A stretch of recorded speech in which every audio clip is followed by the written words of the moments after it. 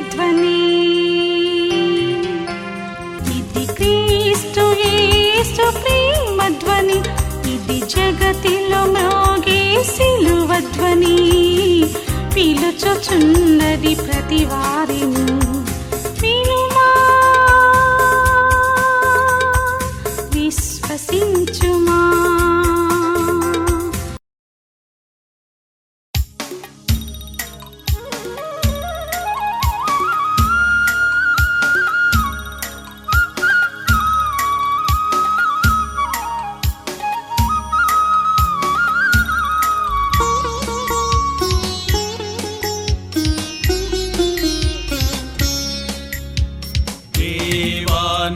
ఆవరణం మాకెంతో శ్రేయస్కరం.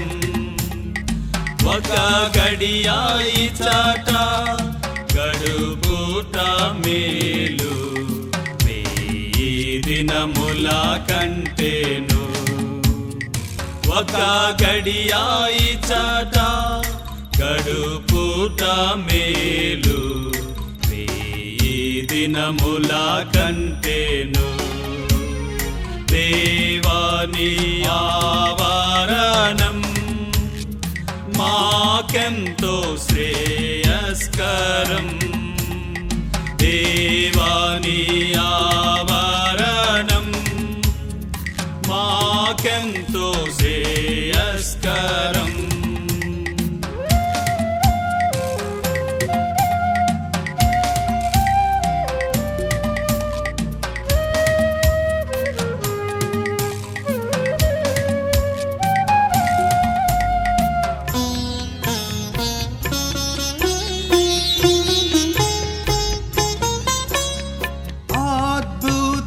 కార్యములు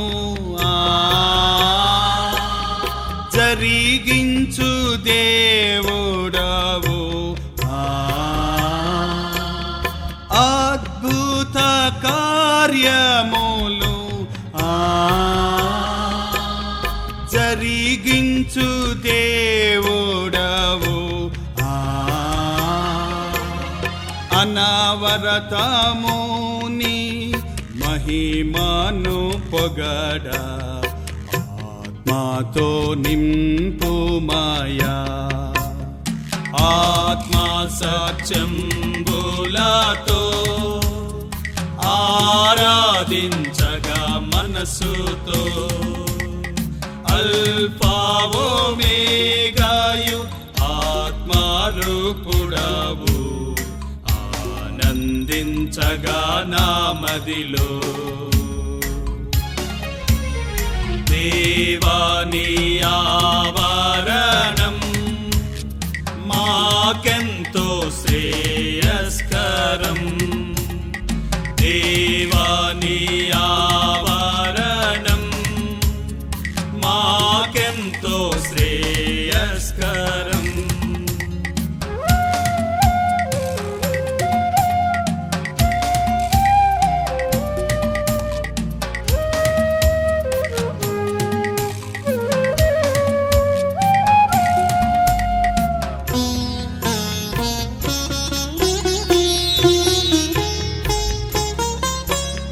పరిశుద్ధ సన్నిధిలో పరిశుద్ధాత్ముని నీడలో, పరిశుద్ధ సన్నిధిలో పరిశుద్ధాత్ముని నీడలో, పరిపూర్ణ హృదయముతో పరివర్తనముతో ప్రభుని ప్రస్తుతించేదం. మా దేహమే ఆలయం కావాలి నీకే నిలయం. ప్రాణప్రియుడవు పదముల చేరి ప్రాణార్పణము చేతుము. దేవాని ఆవరణం శ్రేయస్కరం. ఒక గడియాయి చాట గడుపుట మేలు, వెయ్యి దినముల కంటేను. ఒక గడియాయి చాట గడుపుట మేలు, వెయ్యి దినముల కంటేను. దేవాని ఆవరణం మాకెంతో శ్రేయస్కరం. దేవాని ఆవరణం మాకెంతో శ్రేయస్కరం. ఇవాళ ఆదివారం, అవునా? అపోస్తల కార్యాలు 20వ అధ్యాయము 7వ వచనం చదువుదాం, చూడండి. ఆదివారము మేము రొట్టె విరుచుటకు కూడినప్పుడు, ఆదివారము మేము రొట్టె విరుచుటకు కూడినప్పుడు. చాలామంది అడుగుతుంటారు, విశ్రాంతి దినము శనివారం కదండి, ఆదివారం ఎందుకు మనం కూడాలి? సబాతు దినము శనివారం కదా అని.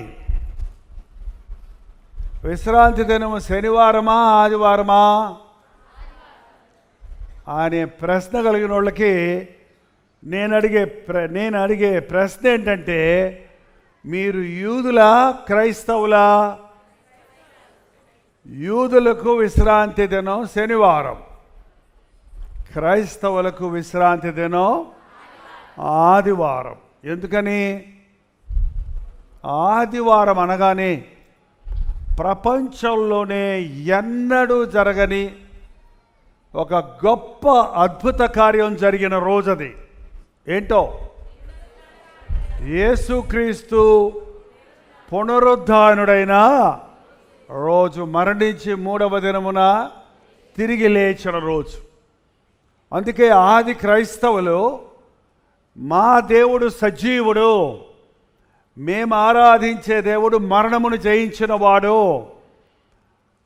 మా దేవుడు మాతో మాట్లాడేవాడు, మరణాన్ని జయించినవాడు, సాతాన్ని జయించినవాడు, మా పాపాలకు ప్రాయశ్చిత్తం చేసినవాడు, ఆయన మా విమోచకుడు, మా రక్షకుడు, మా ప్రభువు అని ఆయన్ని గుర్తు చేసుకోవడానికి ఆదివారం ఆయనను ఆరాధించటానికి ఆదివారం సంఘమంతా సమకూడేవారు. ప్రభువు దినము ప్రత్యేకమైన దినంగా ఎంచితే, ప్రతిష్ఠ దినమనిగా ఎంచితే, మన సొంత పనులు చేసుకోకుండా, మనకిష్టమైన కార్యాలు చేయకుండా, మన కొరకు ప్రారంభించిన ప్రభువుని ఆరాధించడానికి ఆయన ఆలయంలో కూడి వచ్చినప్పుడల్లా మనం ఆధ్యాత్మిక బలాన్ని పుంజుకుంటున్నాం, ఆత్మీయ వరాలను పొందుతున్నాం.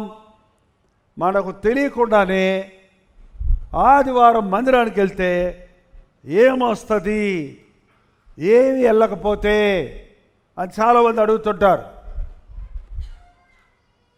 ఆదివారం ఆలయానికి వెళ్తే పాస్టర్ గారు మమ్మల్ని పలకరించరన్నా పలకరించరు అని అలుగుతారు కొందరు. అయినా మీ ఆలయంలో ఏముంది? కనీసం మా ఆలయానికి రండి, భోజనాలన్నా ఉంటాయి అంటే వాటి కోసం అక్కడికి పోయేవాళ్ళు ఉన్నారు కొంతమంది. మందిరానికి రండి అంటే కుర్చీలు ఉంటాయా అని అడిగేవాళ్ళు ఉన్నారండి కొంతమంది. ఈ రోజుల్లో మందిరాలకు వచ్చేవాళ్ళు మా చెన్నైలో అందరూ కిందే కూర్చుంటాం ఇప్పటిదాకా.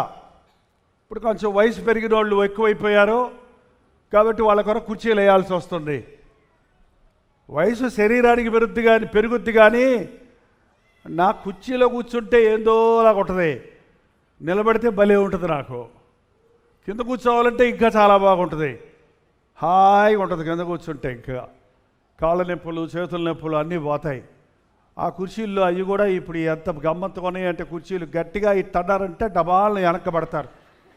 అంతే, ఒకళ్ళు పడ్డారంటే వెనకాల లైన్ వాళ్ళందరూ పడి, అప్పుడు పరిశుద్ధాత్ముడు మమ్మల్ని పడగొట్టాడు అని మళ్ళీ చెప్పుకుంటారు.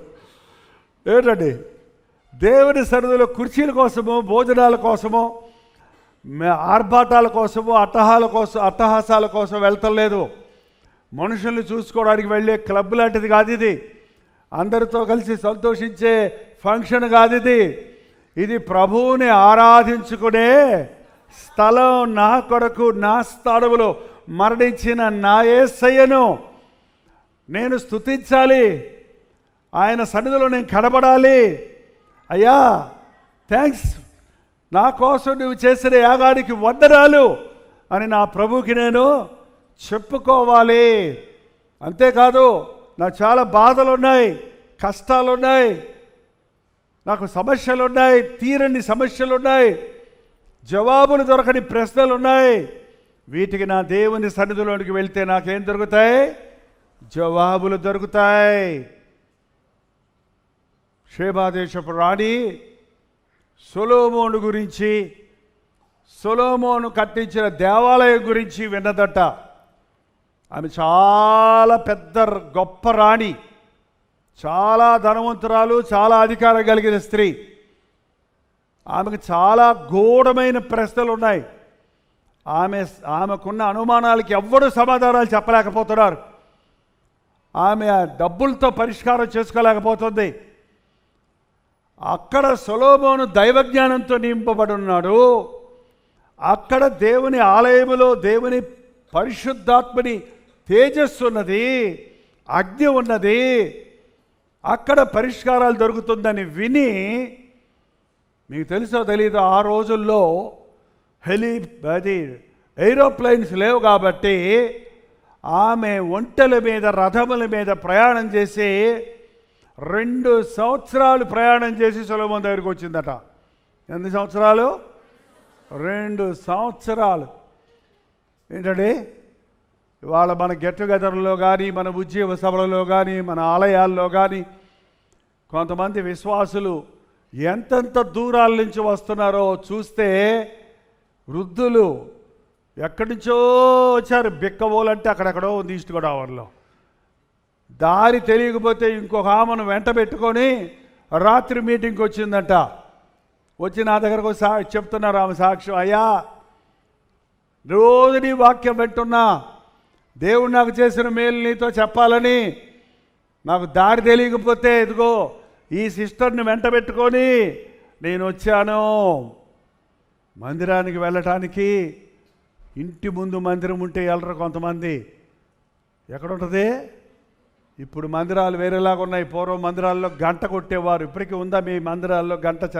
విజయవాడ మందిరాల్లో కొన్ని ఉంటాయి, పెద్ద గంట ఉంటుంది, పైన తాడు ఉంటుంది. టెంగ్ టెంగ్ టెంగ్ టెంగ్, లేవండ్రా బాబు, రండ్రా బాబు అన్నాక చివరిలో టింగ్ అంటాడు, అంటే ఒకటో బెల్లు. టింగ్ టింగ్ అంటే రెండో బెల్లు. టింగ్ టింగ్ టింగ్ అంటే మూడో బెల్లు. మూడో బెల్లు అంటే మీటింగ్ స్టార్ట్ అయిపోయింది అనగానే అందరూ వచ్చేసేవాళ్ళు. ఇప్పుడు బెల్లు లేవు కదా,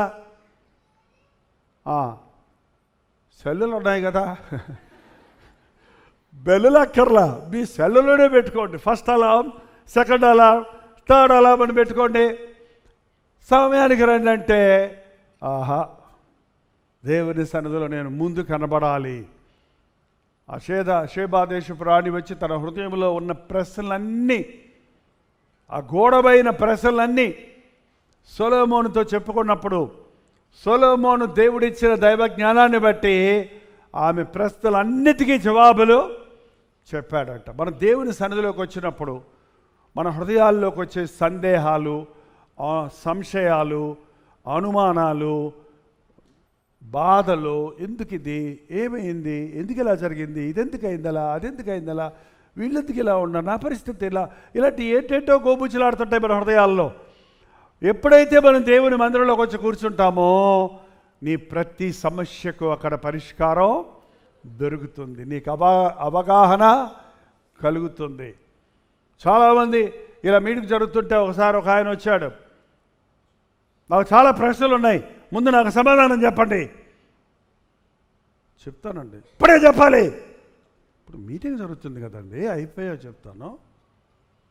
కూర్చోండి, మీరు మీటింగ్లో ఇక్కడ కూర్చోండి, ఎదురుకుంటూ కూర్చోండి. మీటింగ్ అయినంటే ముందు రండి, మీతోటే నేను మాట్లాడతా. మీకు ఎన్ని ప్రశ్నలు ఏంటి సమాధానం చెప్తే, ఇప్పుడు ప్లీజ్ డిస్టర్బ్ చేయొద్దంటే కూర్చున్నాడు పాపం. వాక్యం గంటన్నర వాక్యం అయిపోయింది. ఇంకా ఆయన వస్తాడు కాబోడు, నా ఇంకా చూస్తున్నాడు. ఆయన వస్తాడు కాబోడు ఏ కత్తిరిలో పెడతాడో నన్ను, ఏ అడదిడ్డమైన ప్రశ్నలు వేస్తాడో అని, ప్రభా ఆయన ప్రశ్నలకు సమాధానం చెప్తాను, సాయం చేయనుకుంటే, రండి బ్రదర్ అన్న. వచ్చాడు. వందనాలండి. వచ్చాడు సీరియస్గా. అయిపోయా. అడగండి, ఏదో ప్రశ్నలు అడుగుతున్నారు కదా, అన్నిటికీ చెప్పేశారు కదండి సమాధానం. నేను ఎప్పుడు చెప్పాను? మీరు వాక్యం చెబుతుండగానే నా ప్రశ్నలన్నిటికీ ఏం దొరికింది?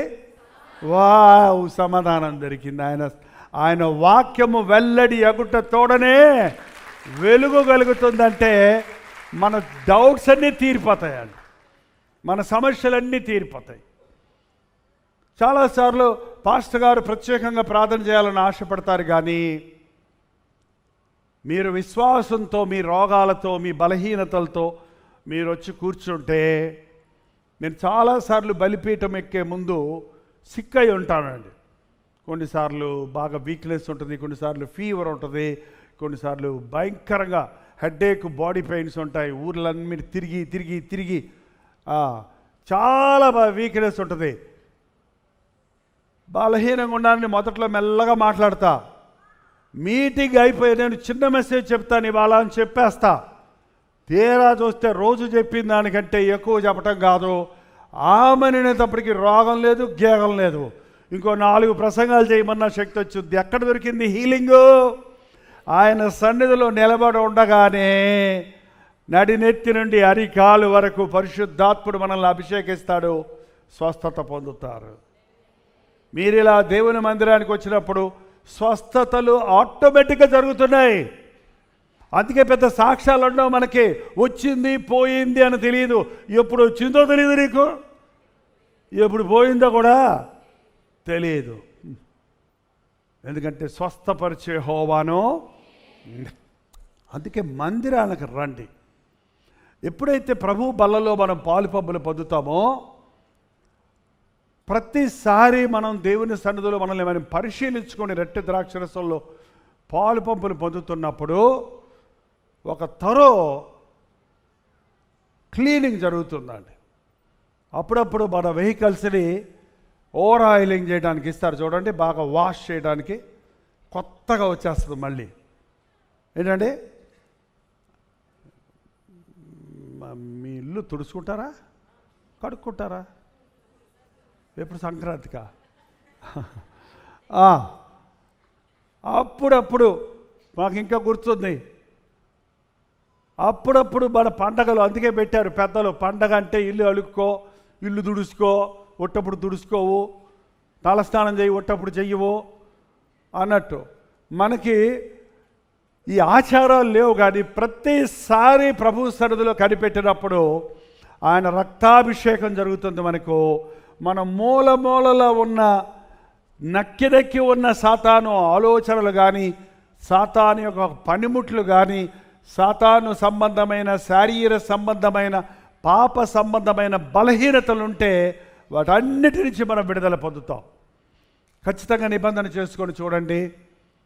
ఈ రోజు నుండి ప్రతి ఆదివారం నేను దేవుని ముందు కనబడతా. నీ దేవుని సన్నిధిలో కనబడుటకు సిద్ధపడు. దేవుని మందిరమునకు వెళ్ళినప్పుడు మీ ప్రవర్తన జాగ్రత్తగా చూచుకో. ఆదివారం ఆలయానికి వెళ్ళాను అని చెప్పటం కాదు, కానీ నా సమస్యలకు పరిష్కారాలు దొరికాయి, నా అనారోగ్యాల నుండి నేను స్వస్థత పొందాను, నా ఆధ్యాత్మిక జీవితంలో తృష్ణ ఆసక్తి పెరిగింది, నేను క్రీస్తు యొక్క పరిపూర్ణతలోనికి నడుస్తున్నాను, ఆయన వర్తమానాలు వింటుండగా నేను దేవుని హృదయానుసారమైన వ్యక్తిగా బతకాలని, దేవుని చిత్తానుసారమైన రీతిగా ఈ లోకంలో జీవించాలని ఆసక్తి నాలో పెరుగుతున్నది అని సాక్ష్యం చెప్పేవారిగా మనం ఉండాలి. ఇక్కడ అపోస్తల కార్యాలు 20వ అధ్యాయం 7వ వచనంలో ఆదివారము మేము రొట్టె విరుచుటకు కూడినప్పుడు, ఆది సంఘములో విశ్వాసులు ఆదివారము నాడు సమాజముగా కూడుకునేవారు రొట్టె విరుచుట కొరకు. అపోస్తల కార్యాలు 20వ అధ్యాయం 7వ వచనం. ఇందాక చెప్పిందే, నేను ఊరికి పరిగెడతల్లో అక్కడే ఉన్నా. ఒకవేళ పరిగెడితే యోహాను సువార్త, వెనక్కి వెళ్ళండి ఒక్క నిమిషం. యోహాను సువార్త 20వ అధ్యాయం 20వ అధ్యాయం 1వ వచనం. ఆదివారం ఇంకను చీకటిగా ఉన్నప్పుడు మగ్దలేని మరియా, ఆదివారం ఇంకా చీకటిగా ఉన్నప్పుడే, ఆదివారం అయిపోతుందంటే అవకాశాలన్నీ పోతున్నట్టు ఉంటాయండి. ఆదివారం అనగానే 7 ప్రసంగాలు 10 ప్రసంగాలు చేసిన రోజులు ఉన్నాయి నా జీవితంలో. ఇక్కడి నుంచి అక్కడికి, అక్కడి నుంచి అక్కడికి, ఇక్కడి నుంచి అక్కడికి, అక్కడి నుంచి ఇక్కడికి తిరిగి తిరిగి తిరిగి చిన్న చిన్న మీటింగులు అయినా సరే, రోడ్ల మీద మీటింగులు అయినా సరే, ఆదివారం బాగా ఉతకాలి. మనుషుల్ని ఏం చేయాలి? ఉతకాలి, నింపాలి, బలపరచాలి. అందులో ఈ పట్టణాల్లో ఉన్న వాళ్ళందరికీ ఆదివారం పెడితేనే మీటింగ్ వస్తాము. అసలు ప్రపంచవ్యాప్తంగా అన్ని దేశాల్లో ఈ మధ్య దుబాయ్లో కూడా మొన్నటి వరకు శుక్రవారమే వాళ్ళకి హాలిడే, ఇప్పుడు దుబాయ్లో కూడా ఆదివారం హాలిడే ప్రకటించారంట. అన్ని దేశాలలో ఆదివారం సెలవు దినంగా ప్రకటించినట్లు చేసింది ఎవరు? ఏ గవర్నమెంటు, ఏ రాజు? రారాజు. ఆయన్ని ఆరాధించడానికి ఆదివారం లీవ్ ఇస్తే దీనికి క్రైస్తవులు విశ్రాంతి దినమని పేరు పెట్టుకొని ఏం చేస్తారండి? విశ్రాంతి తీసుకుంటారు. ఆ రోజే మాంసం తెచ్చుకోవటం, ఆ రోజే బట్టలు ఉతుక్కోవటం, ఆ రోజే ఫ్రెండ్స్ ఇళ్ళకి వెళ్ళటం. ఏంటండి? వాక్యంలో పాత నిబంధన గ్రంథంలో మీరు ఎప్పుడైనా చదివారు లేదో, యెషయా గ్రంథం 58వ అధ్యాయం, మీకు ఆదివారము విశ్రాంతి దినము, ప్రభువు దినము అనే మాటలు మీరు వాటి విలువలు తెలుసుకోవాలంటే 58వ అధ్యాయము 13వ వచనం అండి. నా విశ్రాంతి దినము వ్యాపారము చేయకుండా నాకు ప్రతిష్టమైన దినమని మీరు ఊరకుండిన ఎడల, విశ్రాంతి దినము మనోహరమైన దినమనియో, యెహోవాకు ప్రతిష్ఠితమైనయో ఘనమైనదనియో అనుకొని దాని ఘనముగా ఆచరించిన ఎడల, నీకిష్టమైన పనులు చేయక, వ్యాపారాలు చేయక, లోక వార్తలు చెప్పుకోకుండిన ఎడల ఏమేం చేయకూడదంట ప్రభు దినమున? ఆదివారం గంట సేపు ఆరాధనకు వచ్చేసి ఆ తర్వాత నీకు ఇష్టమైన పనులు చేసుకుంటూ కూర్చోవటం, ఆ తర్వాత వ్యాపారాలు చేసుకుంటూ కూర్చోవటం, ఆ తర్వాత లోకవార్తలు చెప్పుకుంటూ కూర్చోవటం. ఈ రోజు నుండి ఆదివారం నాడు మీ టీవీలో న్యూస్ ఛానల్ కూడా పెట్టొద్దు. న్యూస్ ఛానల్ కూడా ఇవాళ ఏం జరిగిందో లోకంలో మనకు అక్కర్లా. మన దేవుడు మన కొరకు ఏం చేశాడో తెలుసుకుంటే చాలు. నీకు ఇష్టమైన బిర్యానీలు, పలావులు ఆదివారం వండుకోకండి. మరి అంతే కదా, ఇష్టమైన పనులు చేయొద్దు. ఇది ఘనమైన దినము, ఇది ప్రతిష్ట దినము, ప్రభు ఏర్పరిచిన రోజు. 1 ప్రభువు సన్నిధిలో ప్రార్థించడం, 2 ప్రభువుని ఆరాధించటం, 3 ఆయన వాక్యాన్ని ధ్యానించటం, 4 ఆయన బిడ్డలతో, దేవుని బిడ్డలతో కలిసి ప్రభువుని ఆరాధించి స్తుతించటం, కలిసి ప్రార్థించటం. ఆదివారం నాడు ఆరాధనలు అయిపోతే ఇంటికి వెళ్ళి నిద్రపోవటం కాదు, యేసు నామము ఎరుగని వారి దగ్గరకు వెళ్ళి యేసయ్యను గురించి వారికి చెప్పటం. నిజమే, విశ్రాంతి దినము క్రైస్తవులకి శనివారం నాడు విశ్రాంతి తీసుకోండి.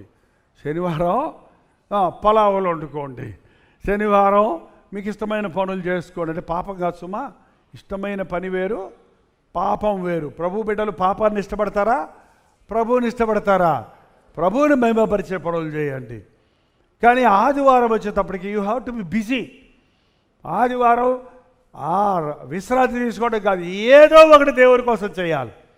చెప్పండి, ప్రతి ఆదివారం దేవుడి కొరకు నేను ఏదో ఒకటి చేస్తాను. ఆమె నన్ను ఇంటికి పరిగెత్తుకెళ్ళిపోతాను. మాకు ఆరాధన అయిన తర్వాత సాయంత్రం 6 గంటలైనా 7 గంటలైనా 10 గంటల దాకా చర్చిలోనే ఉంటాం. మందిరం గురించి, మందిర పనుల గురించి, మందిర పరిచర్యల గురించి తర్కించుకోవడానికి, ప్రార్థించుకోవడానికి, ఇంకా ఎలాగో డెవలప్ చేసుకోవాలి, ఇంకా బెటర్మెంట్ ఎలా చేయాలి అని విశ్వాసులందరూ సమకూడి, ఇంకా ఒక్క విజయవాడలో మీటింగ్లు పెడితే సరిపోద్దా? గుంటూరులో పెట్టాలి, నందిగామలో పెట్టాలి. అసలు విజయవాడ ఒక హబ్గా ఉంది. ఇక్కడ నుండి ఈ కృష్ణా జిల్లా అంతా చేరాలి, అటు ఈస్ట్ వెస్ట్కు చేరాలి, ఇటు నెల్లూరు చేరాలి, అటు కడప చేరాలి, ఇటు తిరుపతి చేరాలి. ఇలా అన్ని ప్రాంతాలకు, చుట్టుపక్కల ప్రాంతాలలో సువార్త ప్రకటించే ప్రభంజనం ఇక్కడి నుంచి కలగాలి. సంఘం అంటే అదేనండి. సంఘం విజృంభిస్తే అది విస్తరిస్తుంది. హాయిగా ప్రభువుని ఆరాధించుకుంటూ మందిరంలో కూర్చొని అన్నీ మర్చిపోయి తన్మయముతో భజన చేసుకుంటున్నట్టు ఉండడం కాదండి క్రైస్తవ ఆరాధన. ఆధ్యాత్మిక శక్తిని పుంజుకొని, దేవుని ప్రేరేపణలను పొందుకొని, సర్వలోకమునకు వెళ్ళి సర్వ సృష్టికి సువార్తను ప్రకటించాలి. ఒక దైవజనుడు ఉండొచ్చు, ఒక నాయకుడు ఉండొచ్చు, కానీ ఒక్కడేం చేయలేడు. సంఘమంతా కలిసి ప్రార్థించినప్పుడు, సంఘమంతా ఏకీభవించి వారి తలాంతులను ఉపయోగించినప్పుడు, వారి సంపాదనలో భాగమిచ్చినప్పుడు, వారు పరిచర్యలో పాలిభాగస్తులైనప్పుడు ప్రభువు సువార్త ప్రబలముగా విస్తరిస్తుందండి.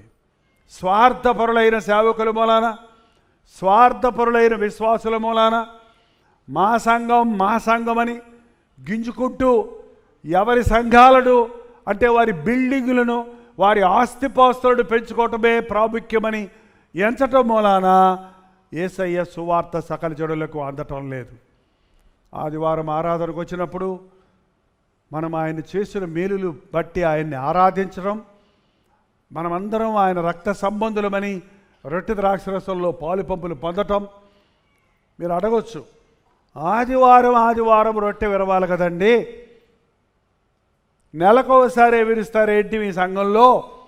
మా చర్చిలో అయితే ప్రతి ఆదివారం రొట్టె విరుస్తారు అని కొందరు అంటారు. ఏదైనా మాటికి చేస్తుంటే మనకి ఏమైపోద్ది? మనకి హల్లెలూయా చెప్పడం ఏమైపోయింది చెప్పండి చూద్దాం. అందుకే నేను ప్రతిసారి అడుగుతా, ఎందుకు చెప్పారని అడుగుతా. ఎందుకు చెప్పాననేది లేకుండా హల్లెలూయా అని అరవటం వల్ల ప్రయోజనం ఏమన్నా ఉందా? ప్రతిసారి హల్లెలూయా చెప్పినప్పుడు దేవుని, హల్లెలూయా అంటే తెలుగులో ఏంటి? దేవునికి స్తోత్రం. దేవుడిని స్తుతిస్తున్నప్పుడు దానికి ఒక కారణం ఉండాలి. అలాగే మనం ప్రభు సన్నిధిలో చేరినప్పుడు అనాలోచనగా రొట్టె ద్రాక్షరసంలో పాలు పంపులు పొందితే, అజాగ్రత్తగా నిర్లక్ష్యంగా రొట్టె ద్రాక్షరసంలో పాలు పంపులు పొందితే అది ఆశీర్వాదము కాదు, కానీ అదేమైపోద్దండి? 11వ అధ్యాయం, కొరింథీయులకు రాసిన మొదటి పత్రిక 11వ అధ్యాయం. అమ్మా అదంతా అక్కర్లేదు, నేను చదివేస్తాను. 27వ వచనం చదవండి.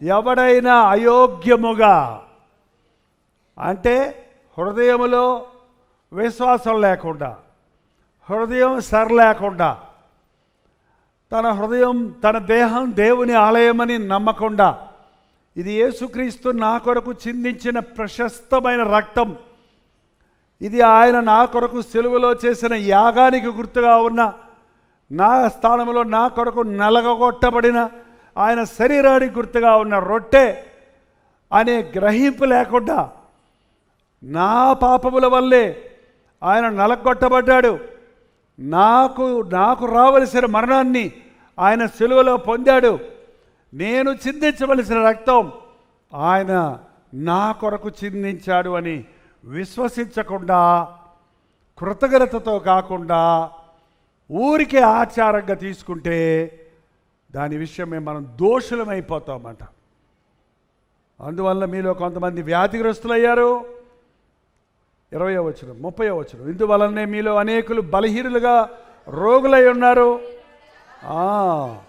జాగ్రత్త అండి, ప్రభు బలతో ఆటలాడొద్దు, ప్రభు బలతో ఆటలాడొద్దు. చుట్టలు తాగేవాళ్ళు, సిగరెట్లు తాగేవాళ్ళు, ఇంట్లో భార్యతో గొడవ పెట్టుకొని వచ్చి పచ్చి బూతులు తిట్టొచ్చి పరిశుద్ధ పరిశుద్ధ ఏంట్రాడు ఆయన, అది ఏ నాలుకది? మీ నోట బూతులైనను సరసోక్తులైనను వట్టి మాటలైన రాకూడదు. ఇవి ఎంత మాత్రం మీకు తాకవో. మీరు చేసిన పనికిమాలిన పనుల కొరకు పశ్చాత్తాపడకుండా, మీ హృదయాన్ని సరిచేసుకోకుండా రొట్టె ద్రాక్షరసం తీసుకుంటే భయంకరం.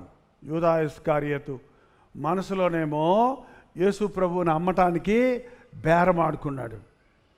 30 వెండి నాణాలు ఇస్తారా, ముద్దు పెట్టి అప్పచెపుతారని బేరం ఆడుకొని వచ్చి ప్రభు దగ్గర కూర్చున్నాడు. ప్రభు బలలో ప్రభు పక్కనే కూర్చున్నాడు. మీలో ఒకరు నన్ను ఈ రాత్రి అప్పగిస్తాడని ప్రభు చెప్పినప్పుడు, అయ్యా నేనేనయ్యా, నన్ను క్షమించయ్యా అని ఉంటే భలే ఉండేది.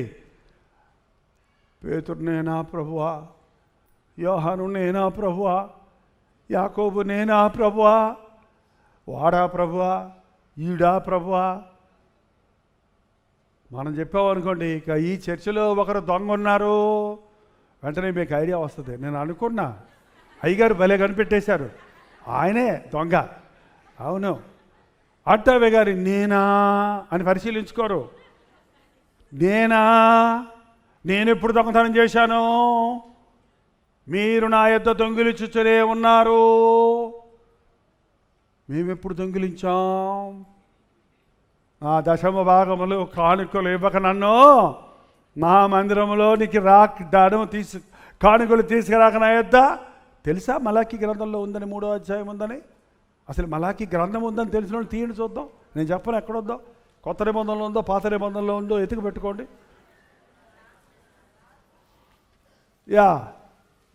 మా గుర్తుపెట్టుకోండి. పాత నిబంధనలో చివరి పుస్తకం మలాకీ, కొత్త నిబంధనలో కొత్త పుస్తకం మత్తయి సువార్త, మొదటి పుస్తకం మత్తయి సువార్త. 9వ వచనం 3:9, ఈ జనులు నా యొద్ద దొంగిలించున్నారు, మీరు శాపగ్రస్తులు.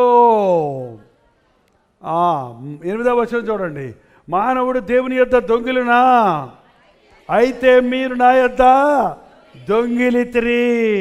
దేని విషయంలో మేము నీ యొద్ద దొంగిలిస్తామని మీరు అడుగుతున్నారు? 10వ భాగమును ప్రతిష్టార్పణ ఇయ్యక దొంగిలింతిది. దొంగ అనగానే బ్యాంకు దోపిడి అక్కర్లేదండి. మీ ఇంట్లో ఉన్న 10 రూపాయల నోటు దొంగిలించినా దొంగే.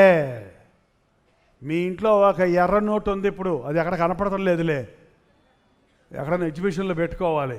2000 రూపీస్ నోటు ఎక్కడెక్కడో దాక్కున్నాయంట, ఎన్ని పోయి.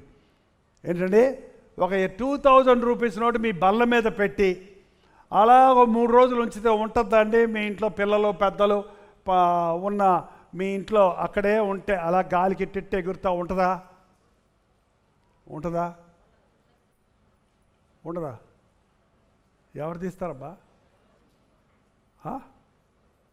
ఎవరు తీస్తారు చెప్పండి? ఏమో ఆయనే తీసి జోలు పెట్టుకొని పోతాడు. ఎక్కడ పెట్టారు మళ్ళీ అందరికీ అతమాయిస్తాడు. లేకపోతే ఆమె తీసి జీలకర్ర డబ్బాలో పెట్టేసి నాకేం తెలియదండి అంటది మళ్ళీ. అదే ఆ పిల్లోడు తీసుకెళ్ళి నా తెలియదు డాడీ. దొంగలు ఇంటి దొంగనే అట్లా ఉండాలండి. క్రైస్తవుడి ఇంట్లో తాళాలు అక్కర్లా. క్రైస్తవులలో తాళాలు, సీక్రెట్ కెమెరాలు పెట్టుకోవాల్సిన పని లేదు. అమ్మ చూడకపోయినా, నాన్న చూడకపోయినా, భార్య చూడకపోయినా, భర్త చూడకపోయినా నా ప్రభు చూస్తున్నాడు. అంతకు మించి నీలో దురాశకు చోటిచ్చావంటే, దొంగిలించిన దాన్ని ఇంట్లో దాచిపెట్టుకొని ప్రభు బలలో పాలుపప్పులు పొందావంటే పరిశుద్ధాత్ముడు కాదండి, దుర్రాత్ముడు పట్టుకుంటాడు. యోధా ఇస్కరియోతు అందరూ నేనా నేనా అని అందరూ 11 మంది అయిపోతే చివరిలో నేను కాదు కదా ఏదో అనేసాడంట పక్కన. నాతో ముందు ఎవరు చేయి పెడతాడో నాతో కలిసి వాడే అని ప్రభు చెప్పాడు. సరిగ్గా చెయ్యి పెట్టాడు. దొరికిపోయాను రా దొంగ అనుకున్నాడు. అప్పుడన్నా ఒప్పుకున్నాడా? ఎందుకు యోధా చేయి తెలుసుకుందేదో చెయ్యి పో అన్నాడు ప్రభు. అంటే ఏం చేశాడట? తప్పును లేచి వెళ్ళిపోయాడు. ఇంక ఉండలేకపోయాడు అక్కడ దేవుని సన్నిధిలో. వాక్యంలో రాయబడింది, యూదా ఇస్కరియోతు రొట్టె ముచ్చుకొనగానే అతనిలో సాతాను ప్రవేశించెను. అతడు బయటికి వెళ్ళను. అది రాత్రి వేళ. మళ్ళీ యూదా ఇస్కరియోతు జీవితంలో తెల్లవారలేదండి. యేసు ప్రభువు సిలువ వేయబడిన బడక ముందే, సిలువలో వేలాడుతున్నప్పుడే సిలువ దగ్గరికి వెళ్లకుండా రాత్రికి రాత్రే తాను చేసిన పాపం కొరకై మనసాక్షి చేత గుచ్చబడి నేను తప్పు చేశానని ఒప్పుకున్నాడు. 30 వెండి నాణాలు విసిరి పడేశాడు. కానీ పోయి ఉరి పెట్టుకొని చచ్చిపోయాడు. ప్రభు దగ్గరకు వచ్చి ఉండి, ప్రభు నన్ను క్షమించాను ఉంటే క్షమిస్తానికి సిద్ధమేనండి. నేను ఇప్పుడు అందుకనే మీరు ఇవాళ అయితే నేను కూడా తీసుకోకూడదు ఇవాళ రొట్టె. అవును, నేను కూడా ఇవాళ కొంచెం ఘర్షణ పడి వచ్చాను కదా, ఫోన్లో తిట్టొచ్చాను కదా వాళ్ళని, ఆ మనసంతా పాడు చేసుకొని వచ్చాను కదా, నేను సరిలేను కదా అని మీ మనస్సాక్షి గుచ్చి ప్రభు బల్లో వచ్చినప్పుడు ఏంటంటే అని చాలామంది రొట్టె తీసుకోరు. ఎస్, సరిలేవు, సరి చేసుకోవడానికే రొట్టె ద్రాక్షరసం అంట. అది చూడండి, అక్కడే ఉంది చూడండి. అయితే 31వ వచనం 11:31. అయితే 11వ వచనం 11:31 అండి. అయితే మనల్ని మనమే విమర్శించుకున్న ఎడల తీర్పు పొందకపోదుము. మనల్ని మనమే పరీక్షించుకొని, విమర్శించుకొని, మనల్ని మనమే, నీ హృదయాన్ని నీవే పరిశీలించుకొని మన పాపములను మనము ఒప్పుకొనిన ఎడల ఆయన నమ్మదగినవాడు, నీతిమంతుడు గనుక మన సకల దుర్నీతి నుండి మనల్ని ఆయన పవిత్రులుగా చేయను. చాలామంది క్రైస్తవులకి ఒక స్థిరమైన భక్తి లేదండి. పడుతూ లేస్తూ ఉండే భక్తే. ఒక్కొక్కసారి ఎక్కువ ఇలాంటి మీటింగులప్పుడు ఎక్కడలే ఉద్రేకం వచ్చేస్తుంది. మీటింగులు అయిపోయిన తర్వాత మళ్ళీ చప్పబడిపోతారు. మళ్ళీ ఆదివారం వస్తే ఆసక్తి వస్తుంది. మళ్ళీ సోమవారం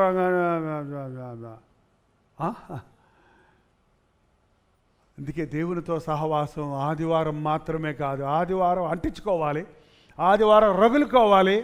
వారమంతా బగబగ మండే జ్వాలగా దేవునితో సహవాసం కలిగి ఉండాలి.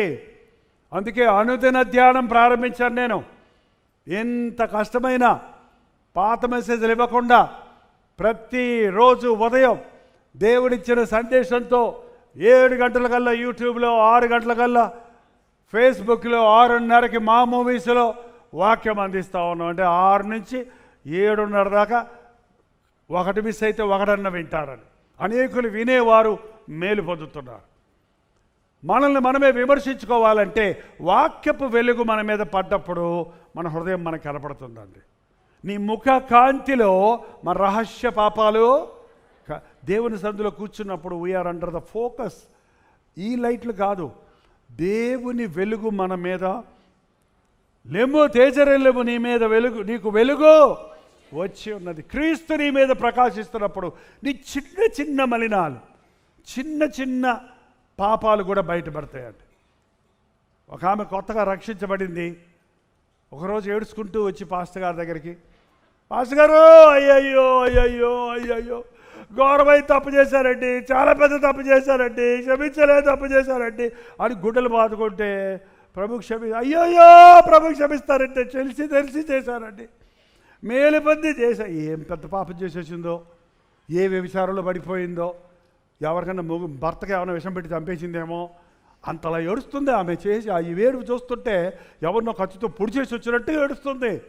అసలు ఏం చేసావమ్మా అంటే, మా అబ్బాయిని గాడిదా అన్నానండి. గాడిదా అన్నానండి.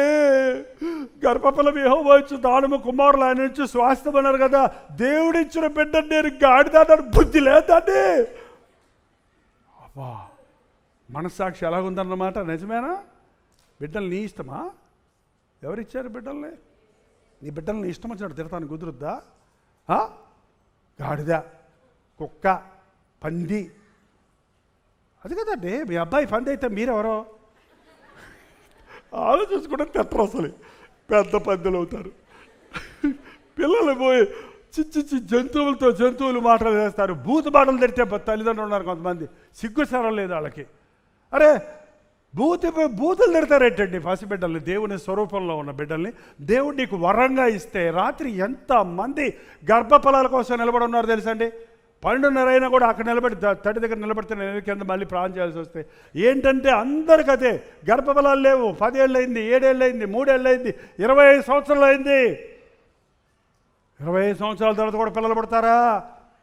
అబ్రహాముకు ప్రభువా 25 సంవత్సరాల తర్వాత బిడ్డనిచ్చినట్టుగా వీళ్ళకి ఇవ్వు అని ప్రార్థన చేశాను. పుడుతున్నారు, ఇవాళ అద్భుతాలు జరుగుతున్నాయి.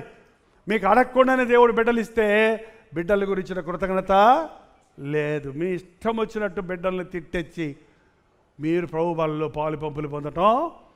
మీరు ఎప్పుడైనా మీ పిల్లలకు సారీ చెప్తారా? పచ్చగాడు అడుగు, నేను సారీ చెప్పేది ఏంటి? చెప్పండి. తప్పు చేస్తే, మీరు పొరపాటు చేసినప్పుడు చిన్నోళ్ళైనా పర్వాలా, మీకంటే పిల్లలే కాదు, మీకంటే చిన్నోళ్ళు ఎవరైనా, సారీ బ్రదర్ మిమ్మల్ని బాధ పెట్టి క్షమించండి, మిమ్మల్ని దుఃఖపరిచాను, మీతో తప్పు మిమ్మల్ని మీ మీద కోపం పెట్టుకున్నాను, లేకపోతే క్షమాపణ అడగండి. అప్పుడు అపవాదికి చోటు ఉండదంట. మనం ఎవరినన్నా క్షమించలేకపోతే సాతానుగాడు ఆ హుక్కు పట్టుకొని, ఆ పిలక పట్టుకొని మనల్ని ఆడిస్తాడు.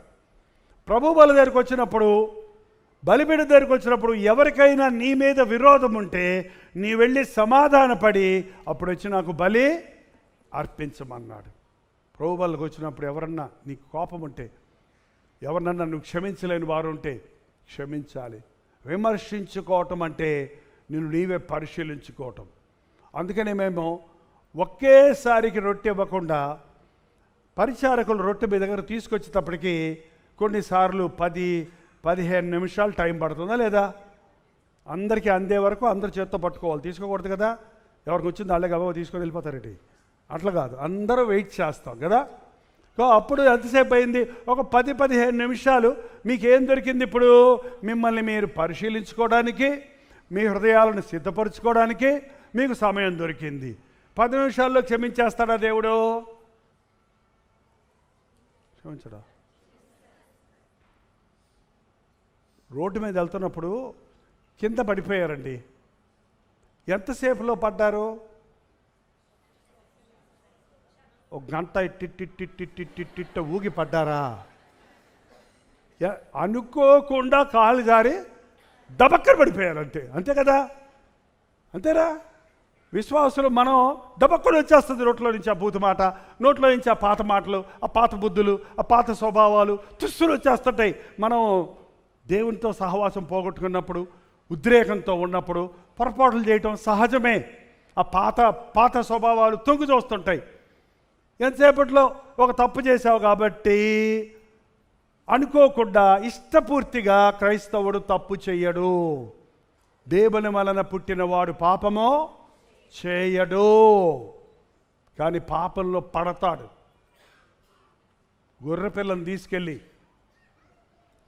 బురద గుంటలో వేసామనుకోండి, వేసి చూడండి, కావాలంటే కొనుక్కొని వేయండి. ఎవరిదాన్ని వేస్తే మళ్ళీ వాళ్ళు తిడతారు మిమ్మల్ని. ఆ బురదగుంట్లో హాయిగా గుర్రు గుర్రు అని ఉంటుంది. అది ఎంత తొందరగా ఎగిరి ఆ జుట్టంతా ఇలా ఎదిల్చుకుంటూ దూరంగా పారిపోద్ది. అది శుద్ధీకరించబడే వరకు దానికి నెమ్మది ఉండదు. అదే ఒక పంది పిల్లని తీసుకెళ్ళి ఆ బురదగుంట్లో వెయ్యండి. Thank you brother. ఎన్ని రోజులైందో, అబ్బా గుర్రు రా ఇంటికి పోదాం, నువ్వు పో. పాపి పాపంలో పరవశిస్తాడు, క్రైస్తవుడు పాపంలో ఉండలేడు. దావీదు పొరపాటున పాపంలో పడ్డాడండి. మనశ్శాంతి లేదు. ఇంకా అయ్యా నన్ను కడుగు, నా పాపం పోయినట్లుగా నన్ను బాగా శుద్ధి చేయి, నీ ఎదుట నేను పాపం చేస్తున్నాను, నీ పరిశుద్ధాత్మ నాలో నుండి తీసివేయకు, నీ సన్నిధిలో నుంచి నన్ను తోసివేయకు, మళ్ళీ నాకు రక్షణానందము కలుగచేయి, సమ్మతి కలిగ మనసు దయచేయి, హృదయంలో యథార్థత దయచేయి. 51వ కీర్తన చదవండి. ఎలాగూ రొప్పి రొప్పి గింజుకొని ప్రలాపించి పశ్చాత్తాపడ్డాడో చూస్తున్నామండి. విరిగిన హృదయమే నీకు ఇష్టమైన బలి, ఇదిగో నా హృదయాన్ని అర్పిస్తానని పశ్చాత్తాపడ్డాడు. కాబట్టి దావీదు క్షమించబడ్డాడు. దావీదు తప్పు చేశాడు కాబట్టి నేను చేస్తాననే వాళ్ళు చాలామంది ఉంటారు. కానీ దావీదు పశ్చాత్తాపడి ఎంత గొప్ప విడుదలను పొందాడో మీరు నిజంగా గమనిస్తే, పాపానికి ప్రాయశ్చిత్తం ప్రభు చేశాడు కాబట్టి పశ్చాత్తాపమే మందండి. రోడ్డు మీద కింద పడ్డప్పుడు ఎప్పుడు లేస్తారు చెప్పండి? కాలు జారింది, పడ్డారండి. ఏంటి బ్రదర్ ఎప్పుడు పడ్డావు? 3 నెలలు అయింది బ్రదర్. అక్కడే ఉంటావా రోడ్డు మీద 3 నెలలు? ఎవరు నాకు చెయ్యవలేదని ఉంటావా పోని? అంబులెన్స్ రాలేదని అటు కూర్చొని ఉంటావా పోని? మీకు తెలుసో తెలీదో, ఎముక ఇరిగిపోయినా సరే వాడు ఎంత ఫాస్ట్గా పడ్డాడో అంత వేగంగా లేచి నిలబడతాడు. కరెక్ట్ అన్నా కూడా అప్పుడు తెలుస్తుంది మళ్ళీ నిలబడటానికి శక్తి లేదని. ఏంటంటే పాపంలో క్రైస్తవుడు తప్పు చేస్తే ఒక్క క్షణం నువ్వు నాయనా నన్ను క్షమించుమన్న రోజు నిన్ను దేవుడు శుద్ధీకరిస్తాడు.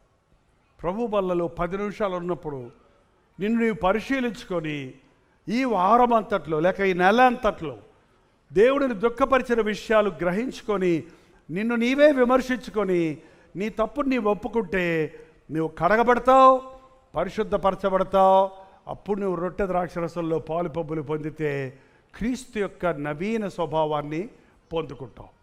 కాబట్టి ఆదివారపు విశ్వాసులతో పబ్లిక్ మీటింగ్లో మాట్లాడేది వేరు, ఆడ అందరూ వస్తున్నారు. ఇక్కడ సంఘస్థులు విశ్వాసులం, మనకి అవసరమైన విషయాలు మరి ఎన్నో ఉన్నాయి. ఒక క్రమమైన పద్ధతి, విశ్వాసి ఆధ్యాత్మికంగా స్థిరపడాలి, తన బాధ్యతలు ఎరగాలి. సంఘము అంటే క్రీస్తు శరీరము, విశ్వాసులు అంటే క్రీస్తు యొక్క శరీరములోని అవయవాలన్నీ కలిసి పనిచేసినట్లు సంఘమంతా ప్రార్థిస్తే, సంఘమంతా గుప్పిలి విప్పితే, సంఘమంతా వారి తలాంతులు వాడితే, సంఘంలోని పెద్దలు పిల్లలు యవనస్తులు స్త్రీలు ఏకీభవిస్తే ప్రపంచాన్ని తల్లకిందులు చేసేవారు ఇక్కడ కూడా వచ్చారు అని ఆది సంఘాన్ని గురించి చెప్పబడినట్లు ఈరోజు చెప్పబడుతుందండి. సంఘాల్లో ఇవాళ విభజనల మూలాన, ఐక్యత లేని మూలాన, చర్చెస్లో భేదాలు ఉండడం మూలాన శక్తిహీనులమైపోతున్నాం. పౌలు మరునాడు వెళ్ళిపోతున్నాడు కాబట్టి అక్కడున్న సంఘంతో ఆదివారం నాడు విశ్వాసులందరినీ సమకూర్చి వారితో విస్తరించి మాట్లాడుతున్నాడంట. ఏంటో విస్తరించి మాట్లాడతాం ఏంటండి? నువ్వే అమెరికా అయినా వెళ్ళిపోతున్నావు అనుకో, మీ అమ్మమ్మ వారి దగ్గర కూర్చో, నువ్వు నీకెందుకు చూడు, నిన్ను నిద్ర బాడిస్తుందేమో చూడు. అమ్మా ఓ పిల్ల జాగ్రత్త, పిల్ల అక్కడ అడి గౌన్లు వేసుకుంటారమ్మా జాగ్రత్త, అదేదో తాగుతారంట అమ్మా, తాక్కమ్మా నా బంగారం కదా, నేను బంగారంలా పెంచుకున్నానమ్మా జాగ్రత్తమ్మా, ఫోన్ చేస్తూ ఉండమ్మా, ప్రార్థన చేసుకోమ్మా మర్చిపోకమ్మా, ఇంగ్లీష్ చర్చికి వెళ్ళులే, వచ్చుగా నీకు ఇంగ్లీషు ఉండు ముసలిదానా తెలుసులే నాకు అంటుంటావు. కానీ ఆ అమ్మమ్మ మాటలు, ఆ అమ్మమ్మ మాటలు, ఆ తాతయ్య మాటలు, ఆ పాస్టర్ గారి మాటలు మనకి చాలాసార్లు చిరాకు పెట్టిస్తాయి. భయ ఇప్పుడు చూసి చెప్పని చెప్ప తెలిసిలే భయ్యా వరక చెప్తాడు, వరక అదే చెప్తాడు. తొందర బాగా పోతాడు, సినిమా టైం అవుతుంటాయి. సినిమాకా మ్యాట్నికా ఏమండి, మీ మీద ఉన్న ప్రేమను బట్టే మీతో విస్తరించి మాట్లాడతాడు సేవకులు. మీ గురించి ప్రతి చిన్న విషయం సరిచేయాలి, మీరు జాగ్రత్త పడాలి, అపవాది తంత్రాలు ఎరిగిన వారికి ఉండాలి, మీ విశ్వాసాన్ని కాపాడుకోవాలి, మీరు దేవునికి ఇష్టలుగా ఉండాలి, మీరు ఆయన రాజ్య వారసులుగా ఉండాలి. లోకంలో భయంకరంగా పొంచున్నది సాతాను, భయంకరమైన శోధనలు ఉన్నాయి, ఆకర్షణలు ఉన్నాయి. జాగ్రత్త జాగ్రత్త జాగ్రత్త జాగ్రత్త అని చెప్తే కొంతమందికి భలే కోపం వస్తుందండి. మా నాన్నగారికి ఒక అలవాటు ఉంది, మాటికి జాగ్రత్త అనేవాడు. భలే చిరాకు నాకు చిన్నప్పుడు ఆ మాట అంటే. ఇచ్చింది 100 రూపాయలు, జాగ్రత్త రోయ్ జాగ్రత్త. 100 రూపాయలు ఇచ్చి పెద్ద జాగ్రత్త. సైకిల్ కొనిచ్చాడు, జాగ్రత్త రోయ్. సైకిల్కి పెద్ద బైక్ అయితే వరాలా, సైకిల్ గురించి జాగ్రత్త జాగ్రత్త అంటాం. సైకిల్ మీద పడి కాళ్ళు ఎరగొట్టుకున్న వాళ్ళు లేరు, సైకిల్ లారీ కింద పడి చితికిపోయిన వాళ్ళు లేరు ఏంటంటే. కానీ మా నాన్న చెప్పిన మాట ఆ రోజు నాకు ఇదేంది, కానీ ఈ రోజుకి నేను జాగ్రత్త జాగ్రత్త అని మా పిల్లలు చెప్పడం మొదలుపెట్టా. మా పిల్లలు గ్లాసులు పట్టుకున్నప్పుడు గాజు గ్లాసులు ఇంట్లో ఉన్నాయనుకోండి, జాగ్రత్త రే గట్టిగా పట్టుకో అంటే మా రాజప్రకాశ్ అయితే పట్టుకున్నాడు.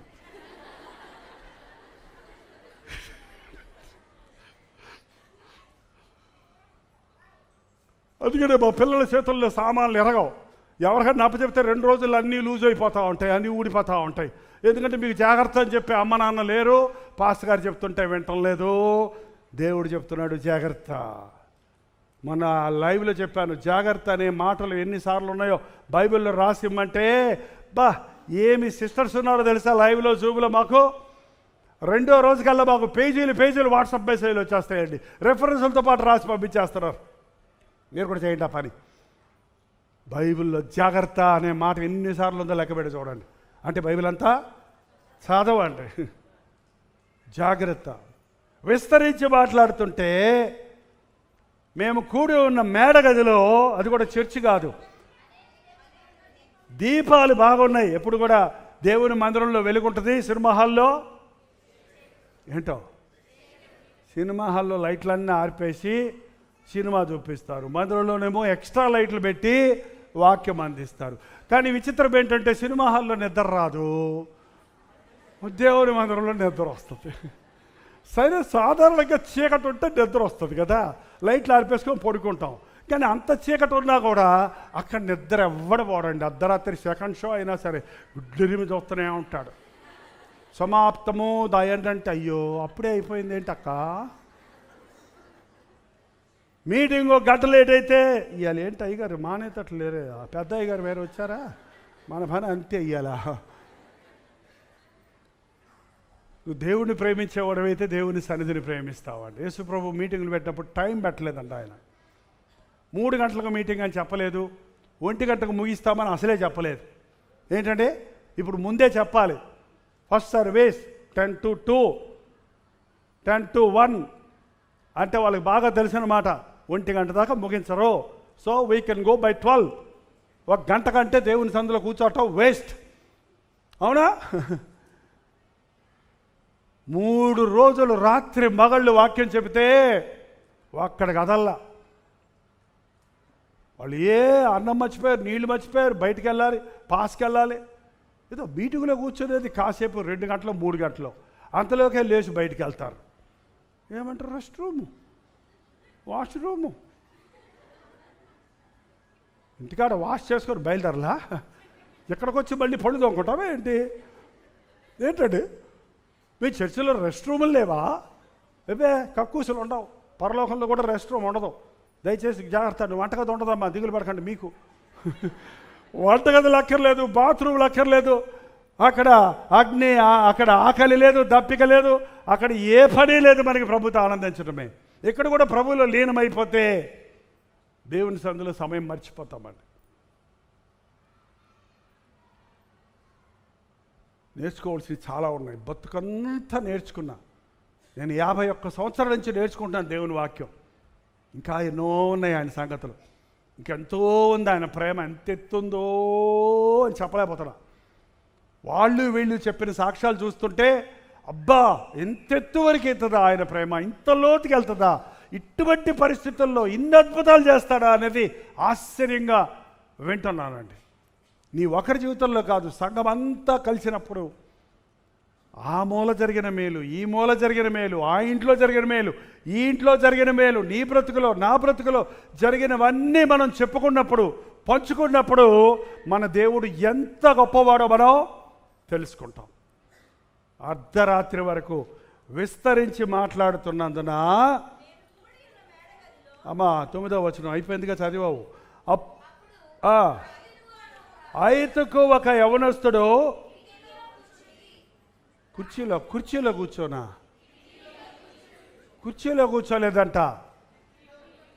ఇదిగో ఈ కిటికీకి అద్దాలు ఉన్నాయి, ఒకవేళ అద్దాలు లేకపోతే, ఇక్కడ చోట చాలకపోతే కొంతమంది ఇప్పుడు ఎక్కడ కూర్చునేవాళ్ళో తెలుసా, ఆ కిటికీలో కూర్చుంటారు. ఎట్లా, ఒక కాలు లోపలికి ఒక కాలు బయటికి, ఇది బైక్ మీద కూర్చుంటారు చూసావా, అట్లా పూర్వకాలం కిటికీలకు వెయ్యి ఉండేగా. ఇప్పుడు కూడా చాలా చోట్ల మేము స్టేడియంలో అక్కడ మీటింగ్ పెట్టినప్పుడు మీటింగ్లో కూర్చోరు. మన కర్నూలులో, ఖమ్మంలో మీటింగుల్లో వేసరి కుర్చీలు అక్కడ ఉంటే కుర్చీలోకి వచ్చి కూర్చోవటంలా, ఆ చీకట్లో చెట్టుకి కూర్చోడు ఒకడు, పక్కన ఏవో స్టెప్స్ ఉంటే మేడలు ఉంటే అక్కడికి వెళ్ళి ఆ మెట్ల మీద కూర్చున్నారు కొందరు, అక్కడక్కడ కూర్చొని వింటున్నారండి వాళ్ళు.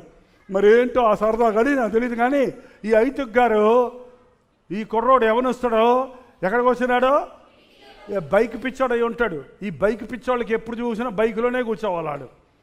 ఆ బైక్ రోడ్డు మీద ఆపుకొని దాని మీద కూర్చొని దాని మీద ఆడుకొని గంటలు గంటలు గంటలు గంటలు కబుర్లు చెప్పుకునే వాళ్ళని చూస్తుంటాం.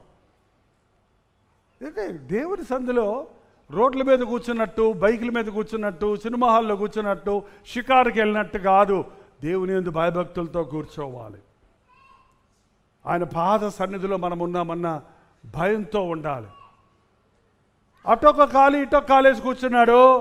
పౌలు గారు చాలాసేపు ప్రసంగిస్తుంటే నిద్రపోయి, గాఢ నిద్రపోయి, పౌలు చాలాసేపు ప్రసంగించుతుండగా నిద్రా భారం వలన జోగి, ఉండమ్మా అప్పుడే పడిపోకు, నిద్రా భారం. ఇదే భారం?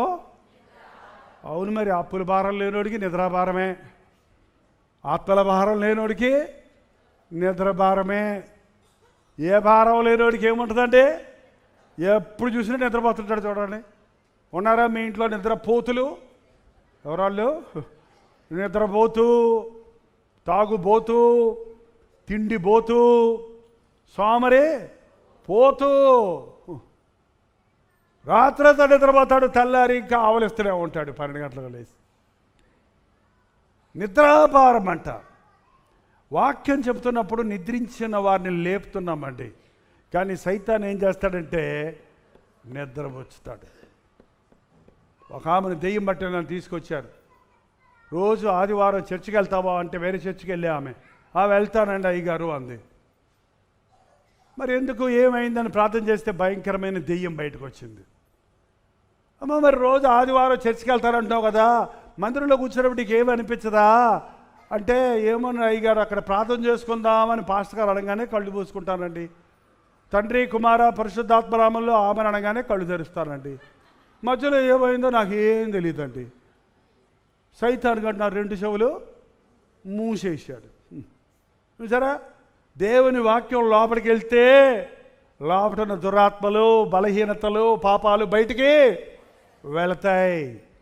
మీరు ఎక్కడన్నా నిద్రపోండి, కానీ దేవుని మందిరంలో మాత్రం నిద్రపోవద్దు. అంతగా ఓపిక లేకపోతే ఇంటికి వెళ్ళిపోయి నిద్రపోండి. ఇక్కడ నిద్రపోయి శాపగ్రస్తులు అవ్వద్దు.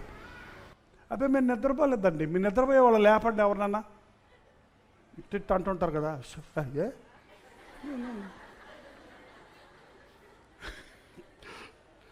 చాలా సంవత్సరాలు బస్సుల్లో ప్రయాణం చేశా.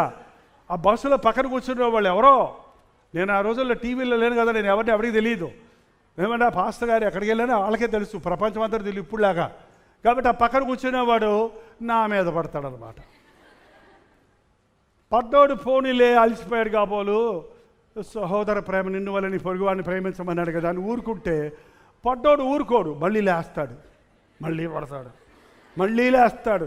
నాకు డిస్టర్బెన్స్ అయిపోతుంటే బాబు అంటే ఏంటంటే నిద్రపోయి నా మీద పడుతున్నావు. సాతాను జోగ పెడతా అంటే వీడు ఫుల్గా నిద్రపోవడం లేదు, ఫుల్గా మెలకుగాను లేదు. ఒక మాట వింటావు, ఒక మాట వినవు. ఇప్పుడు ఈ రోజుల్లో ఎక్స్పర్ట్స్ వచ్చారండి, నిద్రపోవడానికి మంచాలు అక్కర్లా, కళ్ళు రెండు తెరిసే ఉంటాయి, గుడ్ల గుబల్లో చూస్తూనే ఉంటారు. ఆటోమేటిక్గా స్క్రీన్ సేవర్లో స్క్రీన్ ఆగిపోద్ది చూసారా, అలాగ బ్రెయిన్ ఆగిపోద్ది అన్నమాట. లోపలికి వెళ్తాం మాట, బ్రెయిన్ సైలెంట్ అయిపోద్ది అంతే. చాలా ప్రమాదం. అందుకే నేను మధ్య మధ్యలో ఇలాగా కొంచెం హ్యూమర్ ఉపయోగించి కొంచెం తట్టి లేపడానికి ప్రయత్నిస్తుంటా, సౌండ్ మార్చి. వినండి, మీరు ఎక్కడైనా నిద్రపోండి, మీరు ఎక్కడైనా నిర్లక్ష్యంగా ఉండండి, దేవుని మందిరంలోకి వచ్చినప్పుడు జాగ్రత్తగా ఉండండి. ఇక్కడ పాస్టర్ గారు చూస్తున్నాడని కాదు, మరొకరు చూస్తారని కాదు, మనం ఏకంగా కూడినప్పుడు ప్రభువు మన మీద తన దృష్టి ఉంచాడు. తన భక్తులు సమకూడినప్పుడు వారు ఏం మాట్లాడుకుంటున్నారో అని ఆయన చెవియొగ్గి మన మాటలు వింటాడట. నేను చెవియొగ్గి వారి మాటలు వినగా వారు పనికి మాలిన మాటలు మాట్లాడుకొనుచున్నారు. ఏం మాటలు? చర్చికొచ్చి కూడా, బ్రదర్ రేపు ఆ ఫ్లాట్ చూపిస్తావా, ఎక్కడుందో, ఎన్ని గంటలకు రమ్మంటావు? 9 గంటలకా? సరే,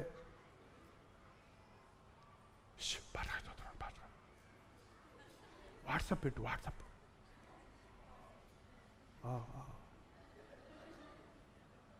దయచేసి మీ సెల్ ఫోన్లు ఆఫ్ చేసి పెట్టుకోండి. చర్చికి వచ్చినప్పుడు చెప్పక్కర్లా. చాలా చోట్ల చాలా స్ట్రిక్ట్. కొన్ని హాస్పిటల్స్లో కానీ అమెరికన్ కాన్సులేట్కి వెళ్తే చల్లి అమ్మడ పెట్టుకెళ్తాడికి లేదు, గేట్ దగ్గర ఇచ్చేసి పోవాల్సిందే. లోపలికి వెళ్ళినోడు ఏమయ్యాడో బయటోడికి తెలియదు, బయటనోడికి లోపలోడి సంగతి తెలియదుగా. అంతా దేవుడు దా దేవుడు. మందిరంలోకి వెళ్ళినప్పుడు దేవునితో కనెక్ట్ అవ్వండి, లోకంతో డిస్కనెక్ట్ అవ్వండి. అవ్వా బొవ్వా కుదరదు. కాసేపు నిద్ర, కాసేపు భక్తి, కాసేపు ఆసక్తి, కాసేపు నిర్లక్ష్యత, కాసేపు లోకం మాటలు, కాసేపు దేవుని మాటలు. ఉంటే వెచ్చగా ఉండు, లేకపోతే చల్లగా ఉండు. పౌలు మాట్లాడుతున్నాడంటే వాళ్ళందరూ వింటున్నారు కాబట్టే మాట్లాడుతున్నాడండి. యేసుప్రభు కూడా వారు వినుటకు సామర్థ్యము కలిగిన కొలది వారికి వివరించాడనుందండి వాక్యంలో. కానీ వీడు ఒక్కడే నిద్రపోయాడు, వేరే ఎవరు నిద్రపోలా. నిద్రపోయినాడు జోగి 3వ అంతస్తు నుండి 3rd ఫ్లోర్ నుంచి కింద పడితే ఏమవుతాడు చెప్పండి మరిగా? చచ్చిపోయాడు. ఆయన పౌలు కాబట్టి నేనైతే ఏం చేయలేను. మనం 3వ అంతస్తులో లేములే, 1 అంతస్తులో ఉన్నాం. మన కిటికీలు గ్లాసులు ఉన్నాయి, కానీ పర్వాలేదు. అయినా కూడా మీరెవరు నిద్రపోయి ఒకేసారి పాతాళంలో పడకండి. ఈ మిమ్మల్ని లేపగలిగిన శక్తి, చచ్చిన వాళ్ళని లేపగలిగిన శక్తి నాకుందని నేను నమ్మను, నాకు లేదు. పౌలు కాబట్టి వెళ్ళి చచ్చిపోయిన వాడిని ప్రార్థన చేసి, ఇంకెవరైనా చచ్చిపోతారేమో, అందరు ఇళ్ళకి వెళ్ళిపోండి అయ్యా, ఈ ఇంతటితో ఈ మీటింగ్ అయిపోయిందని చెప్పాడా? చివరిగా చదివేయండి, ముగించుకుందాం. అంతటా పౌలు కిందకు వెళ్ళి అతని మీద పడి కౌగిలించుకొని, మీరు తొందరపడకుడి, అతని ప్రాణం అతనిలో ఉన్నదని వారితో చెప్పాను. అతడు మరలా పైకి వచ్చి రొట్టె విరిచి పుచ్చుకొని తెల్లవారు వరకు విస్తారముగా సంభాషించి, అది సంగతి. వచ్చి తొందరగా రొట్టె ఇచ్చేసి పొండి అనలా. రొట్టె విరిచిన తర్వాత మీటింగ్ అయిపోద్దని చాలామందికి తెలుసు. రొట్టె విరిచడం అయిందంటే అమ్మయ్య క్లోజింగ్కి వచ్చాం, కానుకపాట అయిందంటే ఇంకా ఆమేన్. కొంతమంది అయితే కానికేసి గల్లంత అయిపోతుంటారు. చివరి బెనిడిక్షన్ అనేది చాలా ముఖ్యమండి. ఆశీర్వాద ప్రార్థన వరకు ఉండండి. ఎప్పుడైనా గుర్తుపెట్టుకోండి, మీరు గంటల బట్టి మీరు ఒక ప్రాజెక్ట్ చేసి అది కంప్యూటర్లో చేసిన తర్వాత చివరికి ఏం చేయాలి? దాన్ని సేవ్ అనే బటన్ నొక్కకుండా క్లోజ్ చేసావనుకో, టైం అయిందని. ఏమైంది? మొత్తం పోయింది అంతే. తండ్రి కుమార పరిశుద్ధాత్మ నామములో అనే బెనడిక్షన్ ఆశీర్వాద ప్రార్థన మిమ్మల్ని మీరు విన్నదంతా మీ హృదయంలో ముద్రించే సీల్ అన్నమాట, అది అభిషేకం అన్నమాట. చాలామంది ఆ చివరి ప్రార్థన నిర్లక్ష్యం చేస్తారు. వెళ్ళిపోవద్దు, ఒక 5 నిమిషాలు 10 నిమిషాలు ముందెళ్ళి ఏం సాధించలేరు, వినదంతా పోగొట్టుకోవద్దు. రొట్టె విరిచి తెల్లవారే వరకు వారితో విస్తారంగా. పౌలు అభిలాష ఏంటంటేనండి, ఆయన మాలాంటి పాస్టర్ కాదండి. నాకెందుకు, నేనేం చేయగలను, నేను చెప్పాను, వాళ్ళు మారతారో మారో నాకు అవసరం లేదు అని వదిలేసేవాళ్ళు కాదు. పౌలు ఆశ ఏంటంటే తాను సంపాదించిన ఆత్మలన్నిటినీ పరిపూర్ణులుగా చేయాలి, సంపూర్ణులుగా చేయాలి. దేవుని ముందు వారిని నిలబెట్టే వరకు వారి బాధ్యత నాదే. క్రీస్తు సారూప్యము మీలో ఏర్పడి వరకు మరలా మీకోసం నేను ప్రసవ వేదన పడుతున్నాను. ప్రతి ఒక్కరిని పరిపూర్ణ చేయాలి. 10 మందిని కాదు, సంఘములో ఆలయంలో అడుగుపెట్టిన ప్రతి ఒక్కరూ పరిశుద్ధులు అవ్వాలి. ప్రతి ఒక్కరూ రొట్టె ద్రాక్షరసంలో పాలు పప్పులు పొందిన ప్రతి ఒక్కరూ దేవుని రాజ్యములో గొప్పవారిగా ఉండాలి అనే ఆశ. చివరిగా కొలసీలకు రాసిన పత్రిక 1వ అధ్యాయం 28వ వచనం చివరిగా, ప్రతి మనుష్యుని క్రీస్తునందు సంపూర్ణుని చేసి, ఇంకా తీయలేదు, కొలసీలకు రాసిన పత్రిక 1వ అధ్యాయం 28వ వచనం, పట్ తిప్పాలి మీ పేజీలో.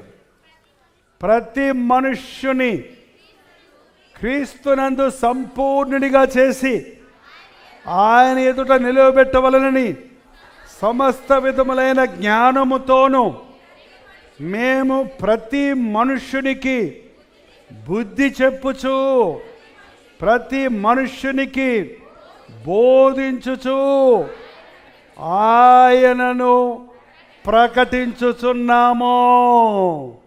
ప్రతి విశ్వాసిని, ప్రతి సంఘస్థుణ్ణి, ప్రతి పురుషుడా స్త్రీయా? పురుషులు స్త్రీలు కూడా మనుషులేనా? మనందరం మనుషులమే. ప్రతి మనుష్యుని ఏం చేయాలంట? క్రీస్తునందు సంపూర్ణునిగా చేసి ఆయన ఎదుట నిలవబెట్టాలని సమస్త విధమైన జ్ఞానముతోనూ మేము ప్రతి మనుష్యుడికి బుద్ధి చెప్పుచు, ప్రతి మనుష్యుడికి బోధించుచు. బోధ గుంపు కాదండి, ప్రతి మనుష్యునికి, ప్రతి వ్యక్తి, దేవుని దృష్టిలో ప్రతి ఒక్కరూ విఐపి అనండి, వెరీ ఇంపార్టెంట్ పర్సన్. సంఘంలో కొంతమంది ధనవంతులు ఉండొచ్చు, పేదవాళ్ళు ఉండొచ్చు, కానుకలు వేసేవాళ్ళు ఉండొచ్చు, వెయ్యలేని వాళ్ళు ఉండొచ్చు, ఉద్యోగస్తులు ఉండొచ్చు, నిరుద్యోగులు ఉండొచ్చు, పెద్దలు ఉండొచ్చు, పిల్లలు ఉండొచ్చు. కానీ ప్రతి ఒక్కరూ దేవుడి దృష్టిలో విలువైన వారే. ప్రతి మనుష్యుడికి ఉపదేశించి, ప్రతి మనుష్యుడిని సిద్ధపరిచి ఆయన ముందు నిలబెట్టాలి. అప్పటి వరకు పాస్టర్ పని అండి.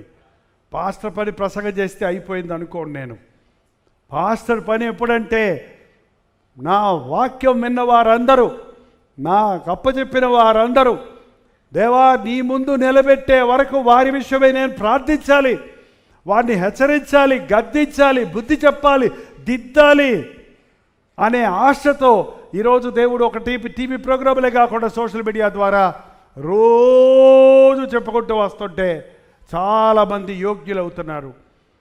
నాకు తెలియదు, మాకు ఇప్పుడు ఇలా వచ్చినప్పుడు చెప్తుంటారు. మాకు అందులో వాళ్ళు జూమ్లోకి రారు, లైవ్ చాట్లో వాళ్ళ పేర్లు కొట్టరు, కానీ ఇలా వచ్చినప్పుడు చెప్తున్నారు. టీవీ ప్రోగ్రామ్స్ ద్వారా, వాక్యాల ద్వారా రోజు మేము పొద్దున సాయంత్రం మా బ్రతుకులు చక్కబెట్టుకుంటున్నాం, దేవునికి ఇష్టలుగా జీవిస్తున్నామని చెబుతున్నారు. 29వ వచనం కూడా, అందు నిమిత్తమై నాలో బలముగా కార్యసిద్ధి కలుగజేయు ఆయన క్రియాశక్తిని బట్టి నేను పోరాడుచు ప్రయాసపడుచున్నాను. కార్యసిద్ధిని కలుగజేయు క్రియాశక్తి. ఆహా, ఎంత మంచి తెలుగు మాటలు. దేవుని కార్యసిద్ధి అంటే దేవుని కార్యాలు నెరవేరునట్లు, దేవుని ప్రణాళికలు మీ ఒక్కొక్కరిలో నెరవేరునట్లు, దేవుడు ఆశించిన స్థాయికి మీరు చేరునట్లు. నా బిడ్డ డాక్టర్ అవ్వాలి, నా బిడ్డ కలెక్టర్ అవ్వాలి, నా బిడ్డ ఇతర దేశాలకు వెళ్ళాలి, నా బిడ్డ ఫస్ట్ ర్యాంక్ కొట్టాలి అని తల్లిదండ్రులు ఆశపడతారు చూడండి. అది ఎప్పుడు నెరవేరుతుంది? వాళ్ళు ఆ పట్ట తీసుకున్నప్పుడు, అప్పుడు అబ్బా నేను అనుకున్నట్టుగా నువ్వు పట్ట డాక్టర్ అయ్యావమ్మా అంటాడు చూడండి. అలాగే దేవుడికట్ట మనందరి గురించి ఈ లోకంలో డాక్టర్లు కలెక్టర్లు, ఈ లోకంలో మాట కాదు. అక్కడ నువ్వు ఒక డాక్టర్గా దేవుని మహిమపరచవచ్చు, నువ్వు కలెక్టర్గా దేవునికి ఘనత తెచ్చే ఉద్యోగ పనిలో ఉండొచ్చు, నువ్వు ఒక ఐఏ ఆఫీసర్గా దేవుని మహిమపరచవచ్చు, నువ్వు ఒక చీఫ్ మినిస్టర్గా ప్రధానమంత్రిగా ఉండి దేశానికి యేసే రక్షకుడని నిరూపించగలిగితే దేవునికి స్తోత్రం. కానీ అలాంటి పరిస్థితులు ప్రస్తుతం లేవు కాబట్టి మనం దేవుని ఆలోచనల ప్రకారంగా జీవిద్దాం. దేవుని కార్యసిద్ధి